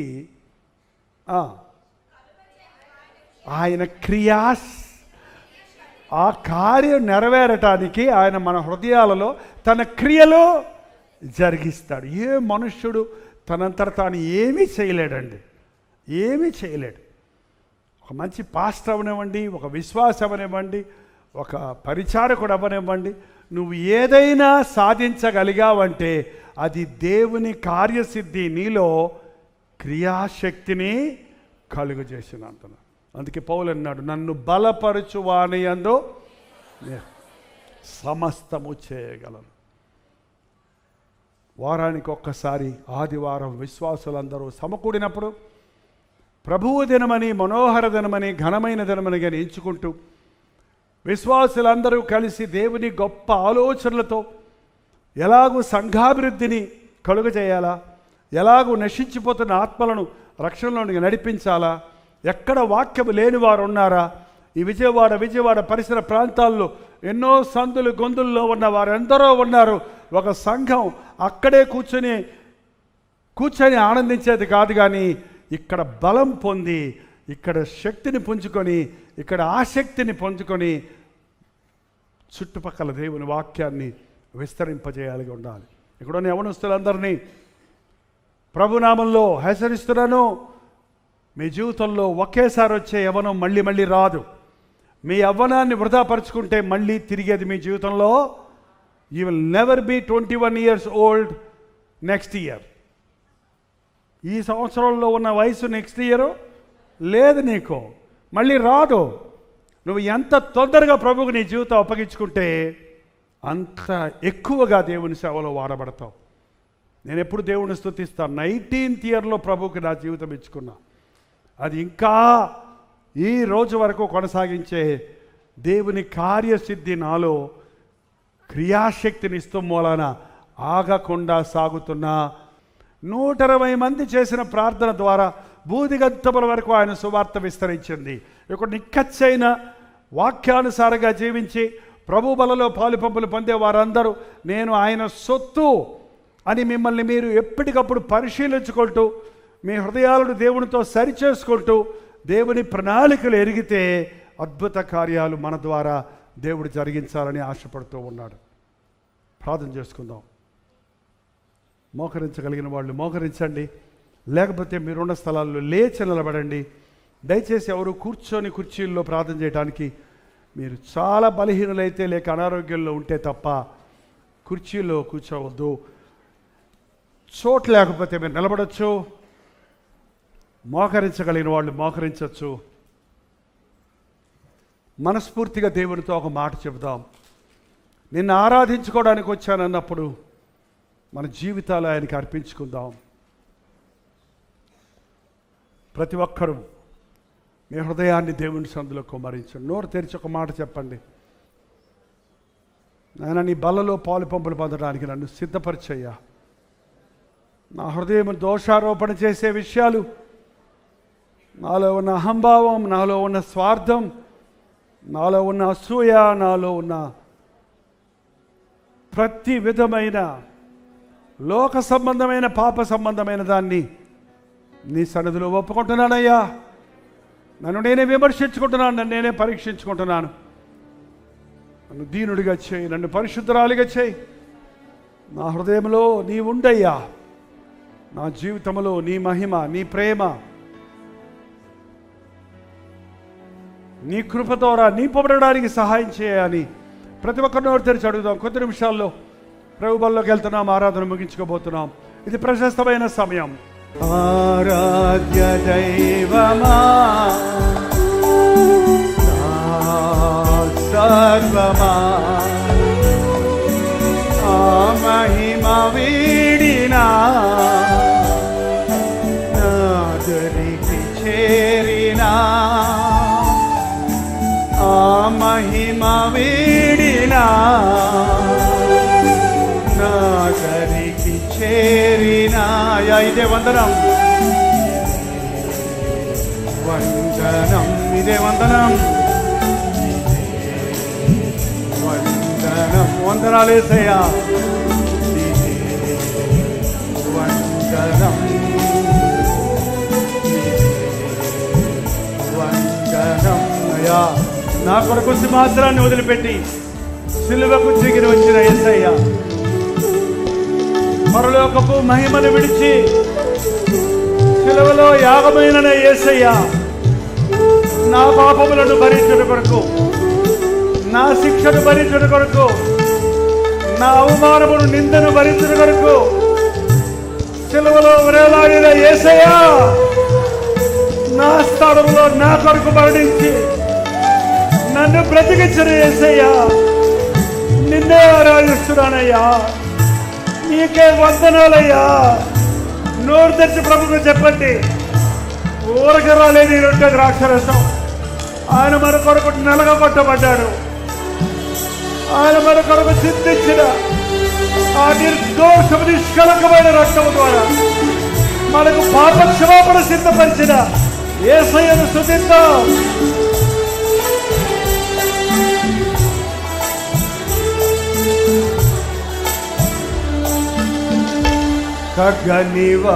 ఖడ్గనివారణైన నా అతిథివైతివి, కలువరిలో నీ ప్రేమ కరుగబోసితివి. అవునయ్యా, ఖడ్గనివారణైన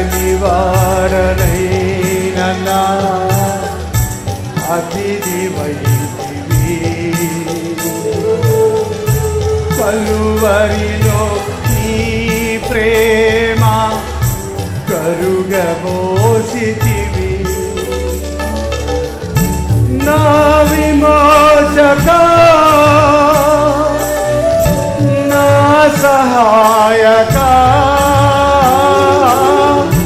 నా విమోచకా, నా సహాయకా,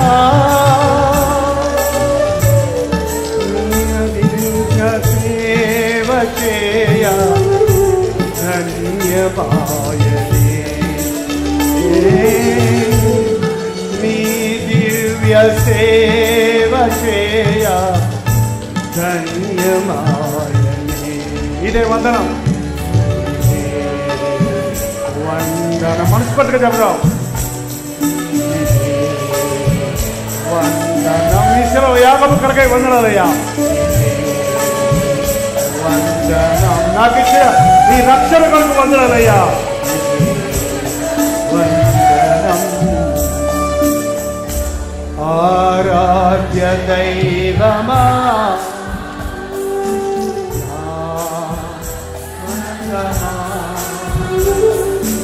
ఆ మహిమ వీడినా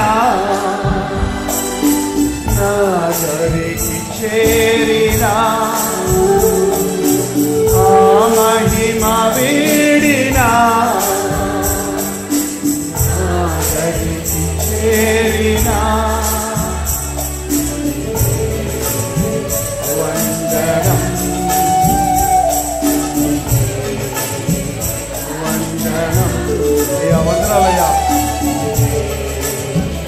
వందనం, వందనం అయ్యా. నీకు వందనములు నాయన. నోరు తెరిచి ప్రతి ఒక్కరు దేవునికి వందనాలు చెప్తాం.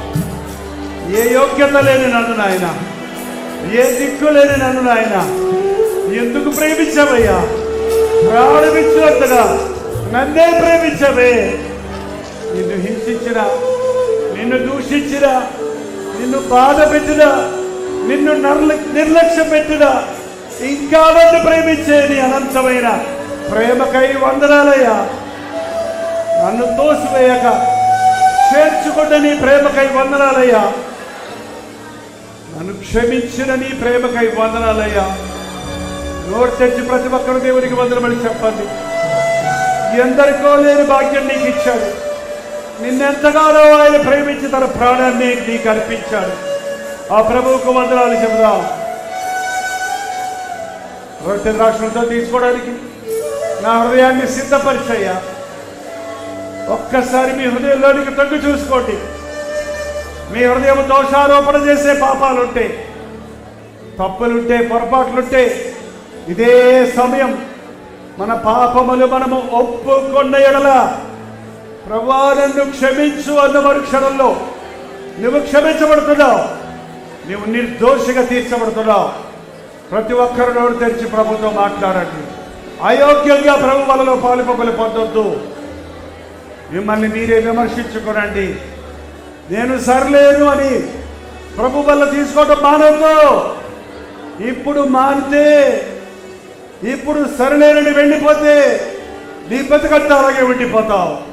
వందనాలయ్యా, వందనాలేసయ్యా. నాలాంటి వారి కొరకు సిలువ మీద నీవు చేసిన యాగం కొరకు వందనాలయ్యా. నా నిందను భరించిన యేసయ్యా, నా అవమానాన్ని భరించిన యేసయ్యా, నా సిగ్గును భరించిన యేసయ్యా, నా చేతులతో చేసిన దోషము కొరకు నీ చేతులలో శీలను కొట్టబడగా, నా పాదములు తిరిగిన తిరుగుళ్ళ కొరకు నీ పాదాలలో మేకలు కొట్టబడి నా శిక్షను భరించిన యేసయ్యా, నీకు వందనాలయ్యా. నా దురాలోచనల కొరకు నీ నెత్తిన ముళ్ళ కిరీటం పెట్టబడింది. నా ఆలోచనలు పరిశుద్ధపరిచాడు. నా కొరకు రక్తము చెందిన యేసయ్యా, నీకు వందనాలయ్యా. నా చెడిపోయిన హృదయం కొరకు నీ తొక్కలో పొడవబడింది. నా కొరకు యాగమైన యేసయ్యా, నీకు వందనాలేసయ్యా. నీవు పొందిన దెబ్బల వల్ల ఉన్న స్వస్థత నాకు దయచేయి. నీవు చింతించిన రక్తంలో ఉన్న పాప విమోచన కలిగిన ఈ ఆవరణలో ఉన్న ప్రతి ఒక్కరూ, ఈ లైవ్ లో ఏకీభవిస్తున్న ప్రతి ఒక్కరూ కలువరి శిలువ నుండి ప్రవహించుతున్న క్రీస్తు రక్త దారాలలో మరొకసారి కలగబడినట్లుగా, ప్రోక్షించబడినట్లుగా, పరిశుద్ధపరచబడినట్లుగా ఈ రొట్టె ద్రాక్షరసంలో పాలుపొందలకు మా హృదయాలు శుద్ధీకరించబడినట్టు పరిశుద్ధాత్మను మా మధ్యకు భరించమని ఈ ఆరాధనలో ప్రభు బలలో తోడుని నడిపించమని క్రీస్తు నామములో అడుగుచున్నాను తండ్రి, ఆమేన్. కానీ స్తోత్రం. మీరు విన్న వర్తమానం మీకు ఆశీర్వాదకరంగా ఉంటే, మీ ప్రార్థన అవసరాలు భారాలు ఉంటే 954041 నెంబర్కి ఇప్పుడే ఒక టెక్స్ట్ లేక వాయిస్ మెసేజ్ ద్వారా వాట్సాప్ పంపించండి. మీ వాట్సాప్లన్నీ పరిశీలించి మేము ప్రార్థిస్తున్నాం. ప్రభు అద్భుతంగా మనకు జవాబులు ఇస్తున్నాం. మీరు ఇతర దేశాల్లో ఉంటే 91001008 నెంబర్కి మీ ప్రార్థన అవసరాలు పంపించండి. ఉచితమైతే రేపు ఉదయం 7 గంటలకు అనుదిన ధ్యానంలో మళ్ళీ కలుసుకుందాం. అంతవరకు దేవుని మహాకృప మీకు తోడేడు దాకా.